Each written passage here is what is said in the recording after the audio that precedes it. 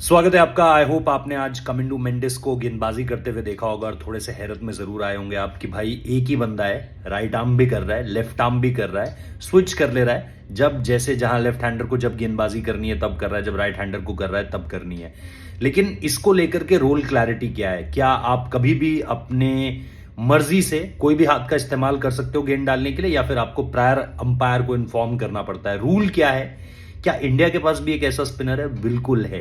विदर्भा के लिए खेलते थे और मैं उनके बारे में भी आपको पूरी जानकारी दूंगा। इसके साथ साथ कमेंडू को पहली बार ये चीजें करते हुए कब देखा गया, मुझे आज भी याद है। 2018 में एक मैच हो रहा था बोर्ड 11 का, बोर्ड प्रेसिडेंट 11 श्रीलंका और इंग्लैंड। जो रूट और ऑन मॉर्गन गेंदबाजी कर रहे थे, सॉरी ऑन मॉर्गन बल्लेबाजी कर रहे थे, तो लेफ्ट आर्म स्पिन डाल रहे थे जो रूट के अगेंस्ट, और अपनी जो टिपिकल ऑफ स्पिन थी। हालांकि कहा यह जाता है कि लेफ्ट आर्म स्पिन थोड़ा उनका तगड़ा पड़ता है, थोड़ा सा दोनों में से ताकत ज्यादा किसमें है, दोनों में से ज्यादा बेहतर स्किल कौन सी है? जो लेफ्ट आर्म स्पिन वाली है उनकी, वो चीज।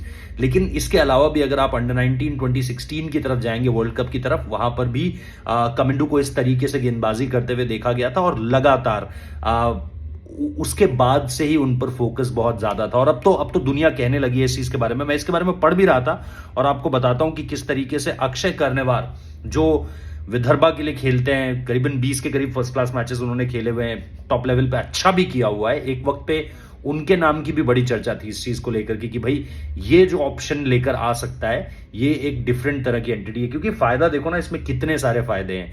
आप वो रफ पैचेस क्रिएट करने के अलावा आप ये भी कर सकते हो कि अवे फ्रॉम द बॉडी जो जाता है, जिस भी बैटर को आपको खिलाना है, आप लेफ्ट हैंडर को देखो चाहे राइट हैंडर को देखो, आप अपने हिसाब से चीजें मिक्स कर सकते हो, एंगल्स क्रिएट कर सकते हो।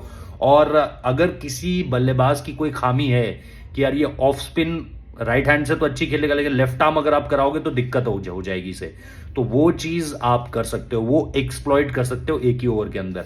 लेकिन क्या, जैसे बल्लेबाज है उसकी मर्जी है, कभी भी स्विच हिट मार लेता है, कभी भी राइट हैंड से लेफ्ट आर्म चला जाता है। केविन पीटरसन करते थे, डेविड वार्नर करते थे, सूर्य कुमार यादव करते हैं। तो ये जो स्विच करना होता है, बैटर तो अंपायर को नहीं बताता है, लेकिन बॉलर को अंपायर को बताना पड़ेगा। आप 6 में से 6 गेंदे अलग अलग हाथों से डालो, लेकिन आपको हर बार बताना पड़ेगा एंगल कौन सा यूज कर रहे हो। जैसे हम बोलते थे ना, right arm over the wicket, right arm round the wicket, तो आपको हर बार बताना पड़ेगा कि ये वाली जो मैं गेंद डाल रहा हूं, ये right arm round the wicket डाल रहा हूं। अब अगली पे अगर आपको लेफ्ट आर्म से डालना है तो आपको बताना पड़ेगा मैं left arm round the wicket डाल रहा हूं। अदरवाइज वो बॉल मान्य नहीं होगी। अगर आप अंपायर को बिना बताए, या फिर आप अंपायर को कुछ और बता रहे हो और किसी दूसरे हाथ से गेंद डाल दे रहे हो, तो वो मान्य नहीं मानी जाएगी। ये अपने आप में इसका रूल है। अच्छा, इसको लेकर के जो मैंने थोड़ा सा पढ़ा, उसमें मुझे ये पता चला कि इसको लेकर के सबसे पहली जो चीज थी वो पाकिस्तान के बल्लेबाज मोहम्मद हनीफ हुआ करते थे, हनीफ मोहम्मद। 1950 में उन्होंने इसको सबसे पहले इस तरह की गेंद, इस तरह से दोनों हाथों से गेंद डालना शुरू करा था। और इंग्लैंड के जो फॉर्मर कैप्टन है ग्राहम गूच, वो भी इस चीज को कर चुके हैं। श्रीलंका के बल्लेबाज थे हसन तिलकरत्ने, वो भी इसको कर चुके हैं और उन्होंने भी ये चीजें जो है वो करी हुई हैं। लेकिन इसको लेकर के जॉन बुकन, जो कि ऑस्ट्रेलिया के कोच के तौर पर, मतलब आईपीएल में केकेआर से जुड़े हुए हैं, उनको अगर आप सुनोगे तो उन्होंने तभी से इस चीज को लेकर के कहा था कि इसको लगातार बढ़ाना चाहिए। ये गेम ऑफ क्रिकेट के लिए बहुत ही ज्यादा अच्छी चीज है अगर आप उस लिहाज से देखोगे। तो ये सारी चीजें हैं। अभी अगर आप इंडिया में देखोगे, जैसे मैंने कहा, अक्षय कर्णेवार हैं जो इस तरह की चीज करते हैं। पाकिस्तान के पास भी एक ऐसा टैलेंट है जिसका नाम है यासिर जन। वो भी इसे कहते हैं, क्या कहते हैं, एम्बी डेक्स्ट्रस। भाई थोड़ी अंग्रेजी कमजोर है। एम्बी डेक्स्ट्रस कहते हैं। एम्बी डेक्स्ट्रस मतलब जितनी इजीली, जितनी आसानी के साथ आप अपने राइट हैंड का इस्तेमाल कर सकते हो किसी काम को करने में। जैसे वीरू सहस्त्रबुद्धे था 3 इडियट्स में, जो बॉमन ईरानी ने किरदार निभा रखा है, वो जिस तरीके से लिखते थे दोनों हाथ से, उसमें आपको साफ तौर पर पता चलता है कि उनका कैरेक्टर वो था।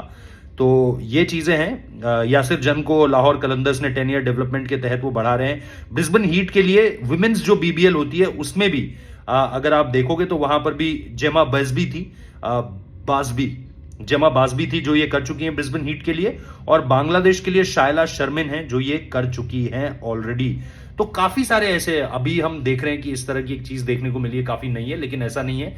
ये जैसे कहा, मोहम्मद हनीफ तक चीजें जा रही हैं, ग्राहम गूच तक चीजें जा रही हैं, फिर यहां तक चीजें आ जा रही हैं। जब हमने अक्षय की बात करी, या अभी जैसे हम बात कर रहे हैं, तो ये इतना भी नया नहीं है जितना फिनोमिनन नया सुनने में लगता है।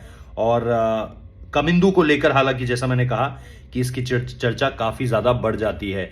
तो ये इसके बारे में कुछ जानकारियां थी। कमिंदू को बार बार भुलाया जाता रहा है श्रीलंकन क्रिकेट में, उनकी बढ़िया परफॉर्मेंसेस के बाद भी। मुझे आज भी याद है ऑस्ट्रेलिया के अगेंस्ट उनकी एक बहुत बढ़िया पारी थी, उसके बाद कोई उनकी चर्चा नहीं करता, और ऐसा बहुत बार हुआ है उनके करियर में। लेकिन आई होप कि यहां पर जिस तरीके से उनको एक बार फिर से लेफ्ट आर्म और राइट आर्म डालकर देखा गया, आई थिंक इससे आगे भी उनकी चर्चा होगी और उनको मौके मिलते रहेंगे, आई होप। बाकी आपको ये स्टोरी कैसी लगी बताइएगा, वीडियो लाइक कर दिएगा, चैनल सब्सक्राइब कर दीजिएगा और नोटिफिकेशन बेल जरूर बजाइएगा। शेयर कर सकते हो और कमेंट में बता सकते हो आपको क्या लगता है इस टेक्निक के बारे में, और क्या इंडियन क्रिकेट में इसको लेकर आना चाहिए या नहीं। हमारे पास बॉलर है, डेवलप और भी कराए जा सकते हैं। Thank you so much.